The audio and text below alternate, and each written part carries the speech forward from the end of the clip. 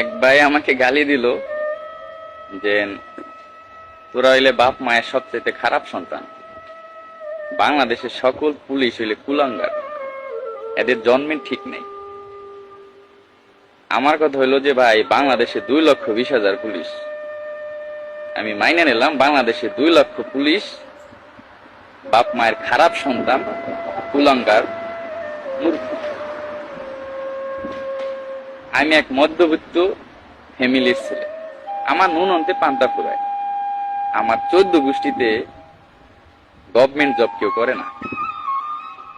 আমি কোনো কোঠার পুলিশ না, আমি সাধারণ কোঠায় ভর্তি হয়েছি। আমার এই চাকরিটা হবে আমি কখনো আশাও করিনি। আল্লাহ আমার রিজিক লেখছিল পুলিশের চাকরি, আজ আমি চাকরি করি, আজ আমি কুলাঙ্গার। আমি একজন স্টুডেন্ট ছিলাম, আমি এইচএসসি পাস করে এখানে আসছি।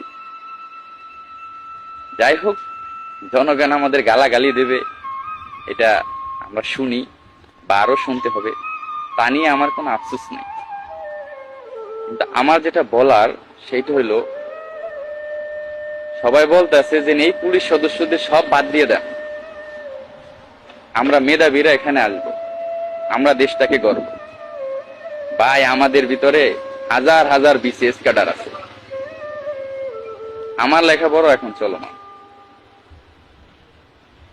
এই যে দেখেন, এখন বাজে রাত 3টা, আমি রাস্তার ভিতরে একা, কেউ নাই, আমি একা আছি। কার জন্য আছি? আমার মা বাবার জন্য? অবশ্যই না, দেশের মানুষের জন্য। সবাই ঘুমাচ্ছে আর আমি সারা রাত এই রাস্তায় দাঁড়ায় দাঁড়ায় ডিউটি করব। সকালে ঘুম থেকে তারা উঠবে ফ্রেশ মাইন্ডে, যখন আমারে দেখবে, মানে সরাসরি না পারলে মনে মনে একটা গালি দেবে যে শালা কুলঙ্গারের বাচ্চার মুখটা দেখলাম আমার দিনটাই খারাপ হয়। তাতেও আমার কোনো আফসোস নেই। কিন্তু কথা হইলো যে মেধাবী স্টুডেন্টরা যে আসবে, বাংলাদেশে তো আবার সরকার গঠন হবে। আওয়ামী লীগ আসুক, বিএনপি আসুক, জামাত আসুক, XYZ যে কোনো সরকার আসতে পারে, দেশের পরিস্থিতি তো আবারও খারাপ হতে পারে। তখন এই যে নূতন করে যে পুলিশ বাহিনী গঠন হবে বা যারা আসতে চাচ্ছেন, ভাই আপনাদের কি গালি দেবে না? কিন্তু আপনারা তো কুলঙ্গার মায়ের সন্তান না, আপনারা তো আদর্শ মায়ের আদর্শ সন্তান। আপনারা বাংলাদেশ গঠন করার জন্য পুলিশ বাহিনীতে আসতে চাইছিলেন, তো আপনাদের তো তখন গালি দেবে। কেমন লাগবে তখন আপনাদের?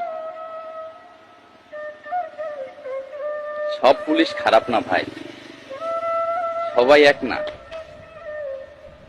সবাইকে এক পালায় মাইপেন। 3,000 পুলিশের নিয়োগ আসলে 18 লক্ষ আবেদন করে। এই 18 লক্ষ ফ্যামিলির যে ছেলে মেয়ে, এরা তো খারাপ সন্তান না, এরা মা বাবার আদর্শ সন্তান। সামনে পুলিশের বড় নিয়োগ আসতেছে, পুলিশের অনেক ভ্যাকেন্সি। এখানে কি ভ্যাকেন্সি খালি থাকবে? অবশ্যই খালি থাকবে না। সবাই পুলিশের চাকরির জন্য আবেদন করবে, সবাই চেষ্টা করবে। যখন চাকরিটা হবে সেও বলবে আলহামদুলিল্লাহ, আমি গর্ববোধ করছি, আমি একজন বাংলাদেশ পুলিশ বাহিনীর সদস্য হতে পেরেছি। এই কথাটা আমিও বলছিলাম যখন চাকরিটা পাইছিলাম। মা বাবার মুখে হাসি ফুটছিল, আমার মুখেও হাসি ফুটছিল।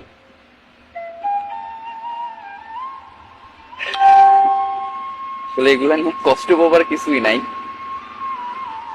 আমরা জনগণের গোলাম, স্বীকার করি।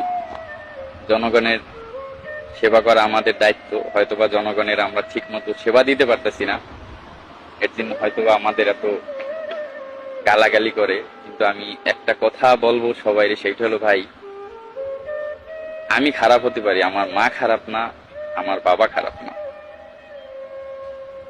প্লিজ মা বাবা নিয়ে কখনো গালি দিয়েন না।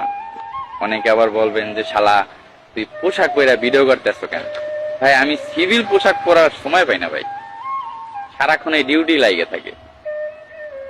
আমার যখন চাকরি হয়েছিল তখন আমি 2টা শার্ট কিনছিলাম, ওই শার্ট 2টা আমি এখনো পরি, পুরান হয় নাই। আমার চাকরির বয়স 2 বছর, আমি হিসাব করলে 2 বছরে 40 দিন ছুটি পেয়েছি। 40 দিনে 2টা শার্ট পুরান হয়ে যাওয়ার কথা না, বা আমার যায় না, কারণ আমি হইলাম গরিব ঘরের সন্তান।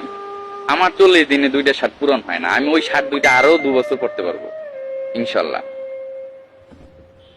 ঠিক আছে? কিন্তু এখন এই পোশাক পরে ভিডিওটা করতে বাধ্যই হইলাম।